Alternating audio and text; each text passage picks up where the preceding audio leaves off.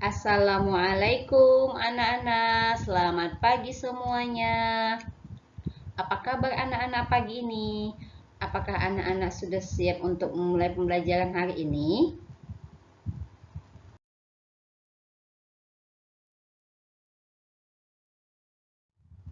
Hari ini kita akan belajar tema 4, sehat itu penting. Subtema 1, peredaran darahku, sehat pembelajaran 1 di kelas 5. Anak-anak ibu, adapun tujuan pembelajaran kita hari ini adalah anak-anak diharapkan dapat menemukan amanat pantun. Setelah itu, anak-anak juga diharapkan dapat menemukan ciri-ciri pantun dengan benar. Dan yang ketiga, anak-anak dapat menciptakan pantun dengan amanat peredaran darah dengan benar. Yang keempat, anak-anak juga diharapkan dapat membagikan organ peredaran darah kecil pada manusia sesuai nama dengan benar. Dan selanjutnya, anak-anak diharapkan dapat memilih organ peredaran darah besar pada manusia sesuai namanya dengan tepat.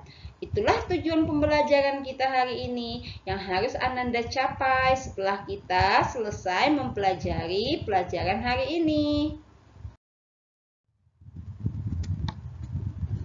Nah, anak-anak, organ peredaran darah manusia ada beberapa. Yang pertama adalah jantung. Jantung adalah organ tubuh manusia yang berfungsi memompa darah ke seluruh tubuh. Jantung memompa darah dengan cara berkontraksi dan berelaksasi secara bergantian, sehingga jantung berdenyut, mengembang, dan mengempis. Jantung manusia itu biasanya sebesar kepalan tangan kita, berada di sebelah kiri bagian dada kita. Jantung itu mempunyai banyak bagian-bagian. Nanti akan kita pelajari di slide selanjutnya. Terus dengarkan ya anak-anak penjelasan ibu. Setelah tadi jantung, organ peredaran darah manusia yang kedua adalah pembuluh darah. Anak-anak bisa memperhatikan bagian-bagian tubuh anak-anak seperti di pergelangan tangan Ananda sekalian. Coba Ananda lihat, mesti di sebelah tangan bagian dalam kita melihat beberapa urat yang seperti berwarna hijau atau kebiru-biruan. Itulah dia pembuluh darah. Pembuluh darah merupakan saluran tempat mengalirnya darah dari jantung ke seluruh tubuh dan dari seluruh tubuh kembali ke jantung. Pembuluh darah terdiri atas dua jenis, yaitu pembuluh nadi dan pembuluh balik. Pembuluh nadi disebut dengan arteri dan pembuluh balik disebut dengan vena.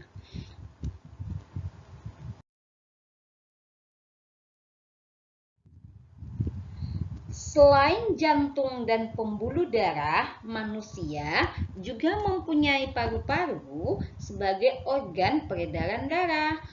Paru-paru juga merupakan organ pernapasan seperti yang kita pelajari di tema 2. Dalam proses peredaran darah, paru-paru berperan sebagai penyuplai oksigen ke dalam darah.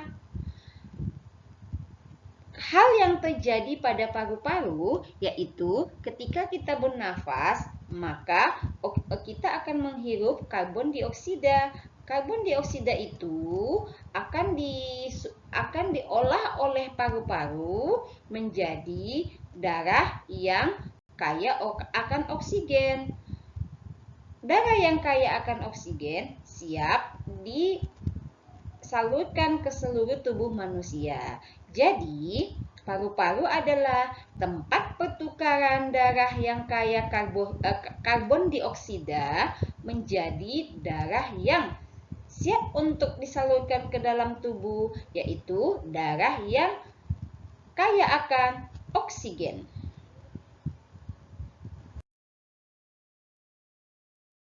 Nah, anak-anak bisa memperhatikan tayangan ibu berikut ini. Sistem peredaran darah manusia. Ini adalah gambar jantung dan dua rongga yang di kiri kanan adalah paru-paru.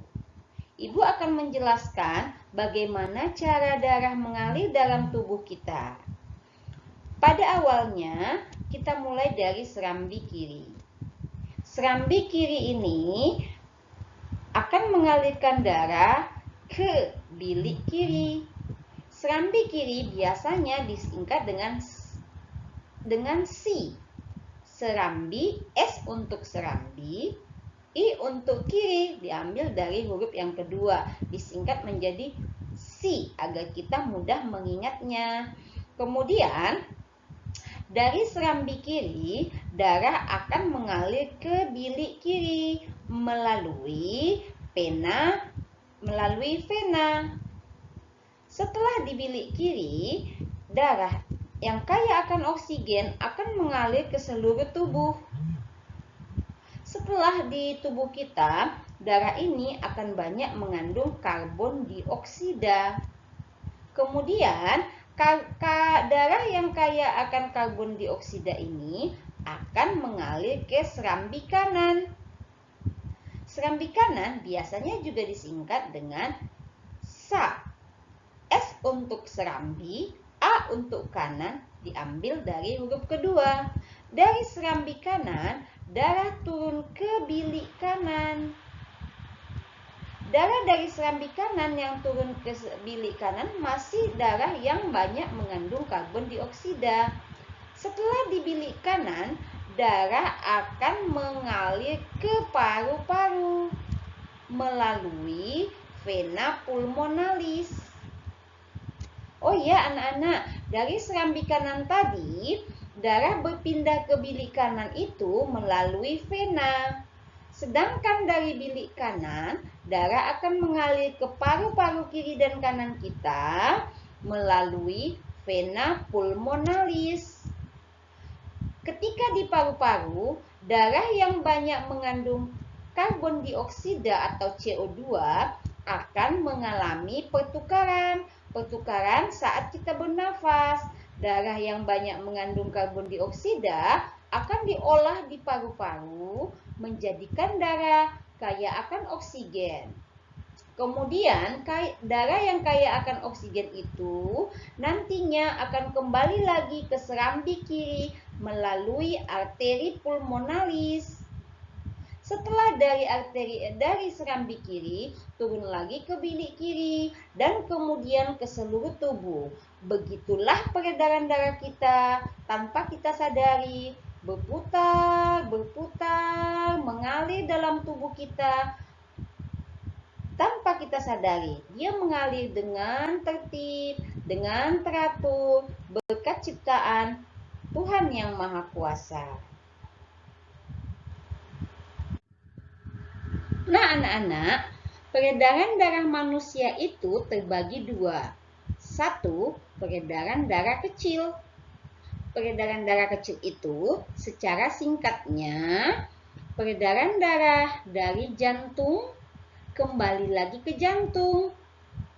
Secara detailnya atau Ananda bisa melihat pada tayangan ibu ini.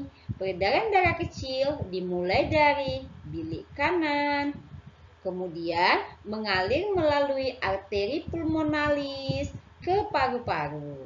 Setelah itu, dari paru-paru melalui saluran vena pulmonalis, darah akan mengalir lagi ke serambi kiri. Jadi, untuk peredaran darah kecil, darah itu hanya mengalir di paru-paru dan kembali lagi ke paru-paru. Dari bilik kanan ke paru-paru, kemudian ke serambi kiri. Dari bilik kanan, darah mengalir melalui pembuluh darah arteri pulmonalis. Kemudian ke paru-paru, ke vena pulmonalis. Vena pulmonalis adalah nama saluran darah ya anak-anak, seperti yang telah ditayangkan pada slide sebelumnya. Kemudian melalui vena pulmonalis, darah itu akan mengalir lagi ke serambi kiri. Itulah dia peredaran darah kecil. Agar anak-anak lebih mudah memahaminya, peredaran darah kecil adalah peredaran darah dari paru-paru kembali lagi ke paru-paru.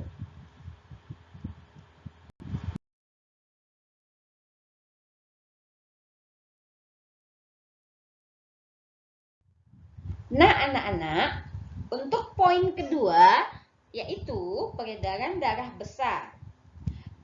Peredaran darah besar adalah peredaran darah melalui bilik kiri ke aorta, kemudian ke arteri, kemudian ke seluruh tubuh, kemudian ke vena, dan yang terakhir ke serambi kanan. Peredaran darah besar ini agar mudah diingat yaitu ada kata-kata seluruh tubuh. Seluruh tubuh adalah seluruh tubuh manusia dari ujung kaki sampai ke kepala. Itu kan merupakan bagian dari tubuh kita yang besar ataupun yang banyak organ-organnya. Makanya disebut dengan peredaran darah besar. Atau secara singkatnya, peredaran darah besar adalah peredaran darah dari jantung ke seluruh tubuh, kembali lagi ke jantung. Begitu ya anak-anak. Anak-anak, apakah Ananda tahu siapakah yang mengatur semuanya peredaran darah kita itu sehingga berjalan dengan lancar? Tanpa kita atur, tanpa kita sadari, darah mengalir dengan baik dalam tubuh kita. Ya, betul. Tentunya itu adalah ciptaan dari Tuhan Yang Maha Esa. Oleh karena itu anak-anak, marilah kita sama-sama selalu bersyukur. Mari kita jaga organ-organ tubuh kita agar kita tetap sehat. Ya, salah satu cara mengucapkan rasa syukur adalah melalui pantun. Nah, anak-anak bisa melihat nih pantun ibu. Rambutku lebat, rambutku subur, tidak dapat dipasang jepitan. Tubuhku sehat, ku ucap syukur. Darah mengalir tanpa hambatan. Inilah salah satu pantun yang merupakan ucapan rasa syukur terhadap semua yang diciptakan oleh Tuhan bagi tubuh kita. Nah, anak-anak, di sini ibu juga mempunyai dua buah pantun. Pantun pertama ini dibacakan oleh si Edo. Nah, jika bertamu ke rumah mawar, bawakan hadiah jika sempat. Jika ingin darah lancar, makanlah makanan yang sehat. Nah, di sini Ananda bisa melihat, ibu sengaja menuliskan pada tulisan pantun ini dua warna. Barisan pertama dan kedua berwarna hitam, dan barisan ketiga dan keempat berwarna putih. Nah, maksud dari pembedaan warna ini adalah agar Ananda mengetahui bahwa yang berwarna hitam yaitu baris 1 dan 2 merupakan sampiran. Nah, sebuah pantun itu harus mempunyai sampiran. Sampiran pada pantun terdapat pada baris ke-1 dan kedua. Kemudian yang berwarna putih itu merupakan isi dari pantun. Jadi, isi dari pantun itu terdapat pada baris ketiga dan keempat. Nah, Ananda juga bisa melihat ada berapa bariskah pantun yang ibu tuliskan? Nah, betul. Ada 4 baris. Jika bertamu ke rumah mawar, 1 baris. Bawakan hadiah jika sempat, baris kedua. Jika ingin darah lancar, kemudian baris keempatnya, makanlah makanan yang sehat. Dari uraian tadi, kita dapat menyimpulkan bahwa setiap pantun terdiri dari 4 baris. Dan setiap pantun juga mempunyai sampiran yang terdapat pada baris pertama dan baris kedua. Sementara itu, ada juga isi dari pantun yang terdapat pada baris ketiga dan baris keempat. Nah, anak-anak bisa melihat lagi pantun yang dibacakan oleh Udin. Nah, apakah anak-anak melihat di situ ada beberapa warna? Yap, betul. Di sini sengaja Ibu kasih warna yang berbeda. Udara dingin di pagi hari. Minum teh nikmat dirasa. Hendaklah kita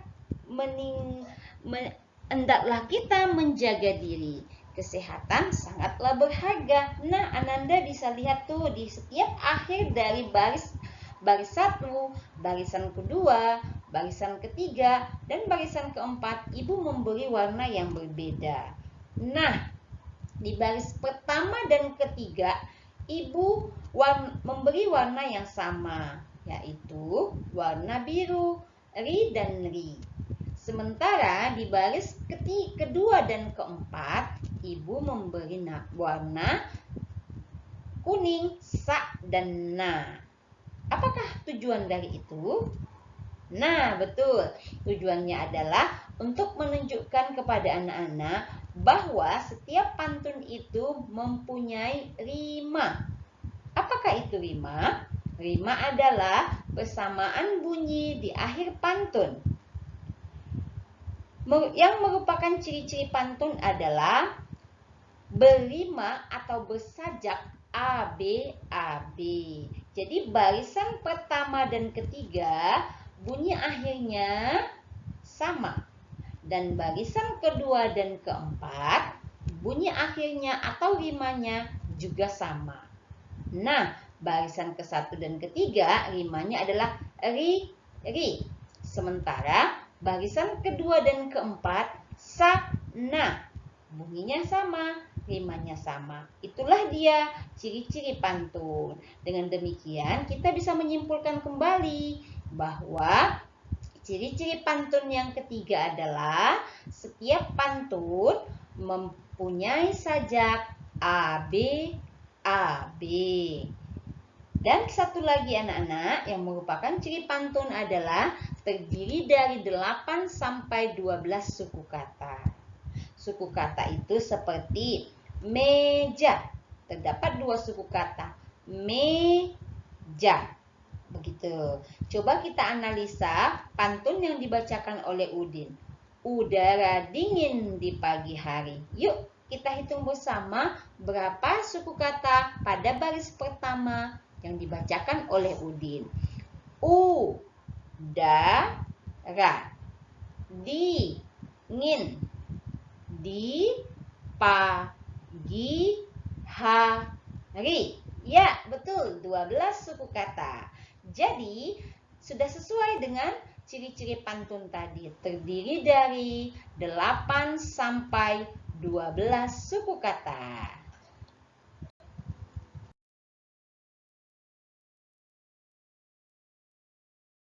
Nah, di sini Ananda bisa lihat, pantun juga mempunyai amanat. Setiap pantun memiliki amanat. Kamu bisa mengetahui amanat sebuah pantun setelah kamu membaca dan memahami baris ketiga dan keempat dari sebuah pantun. Apakah itu amanat? Amanat adalah pesan yang ingin disampaikan oleh penulis kepada pembaca. Itulah namanya amanat. Kemudian, ciri-ciri pantun adalah sebagai berikut. 1. Tiap bait terdiri dari 4 baris atau larik. Yang kedua, tiap baris terdiri dari 8 sampai 12 suku kata. Yang ketiga, rima akhir setiap baris adalah A, B, A, B. Yang keempat, baris pertama dan kedua merupakan sampiran. Dan yang terakhir, baris ketiga dan keempat merupakan isi. Itulah dia ciri-ciri pantun. Terima kasih anak-anak untuk perhatiannya. Semoga apa yang Ibu sampaikan hari ini dapat dimengerti dan Ananda pahami. Sampai ketemu lagi di lain kesempatan. Sekian dan terima kasih. Assalamualaikum warahmatullahi wabarakatuh.